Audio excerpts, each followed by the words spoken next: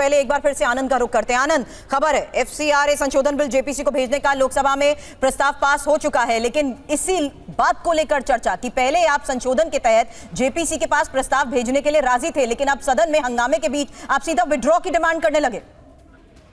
देखिए, ये कांग्रेस पार्टी पहले से कहती रही है कि एफसीआरए बिल को वापस लिया जाना चाहिए, जिसके बाद सरकार ने उनसे बातचीत की तो कांग्रेस पार्टी विपक्ष के दल तैयार हो गए कि जेपीसी को इसको भेजकर एफसीआरए बिल को इसकी और स्क्रूटनी कराई जाए, इसमें और बेहतर चर्चा हो। और मैं आपको ये भी जानकारी दे दूं कि कांग्रेस पार्टी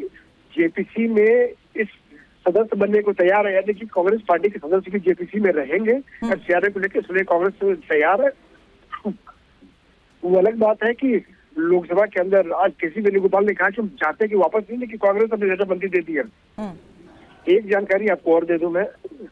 सरकार विपक्ष को अप्रोच कर रही है कि अगर विपक्ष तैयार हो जाता है तो मौजूदा सत्र को बढ़ाने को लेकर सरकार विपक्ष से बात कर सकती है। हो सकता है कि 3 बजे के आसपास की बैठक हो, तो ऐसे में सरकार को लगता है कि इस सत्र को अगर आगे बढ़ाना है और अगर तैयार है विपक्ष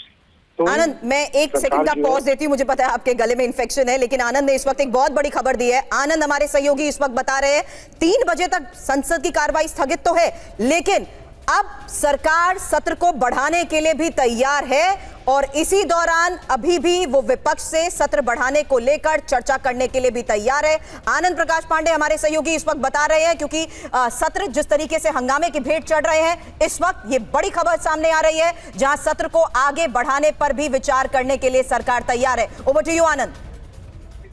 देखिए, सरकार एक कोशिश और करना चाहती है विपक्ष से बात करके, क्योंकि ये जो पूरा सत्र है हंगामे की भेंट चढ़ गया। वो अलग बात है कि सरकार के जो विधायी कामकाज थे वो सरकार ने अपने पूरे कर लिए, बिलों को पास करा लिए, लेकिन सरकार अपनी तरफ से कोशिश और करना चाहती है कि विपक्ष से बात करें, ताकि अगर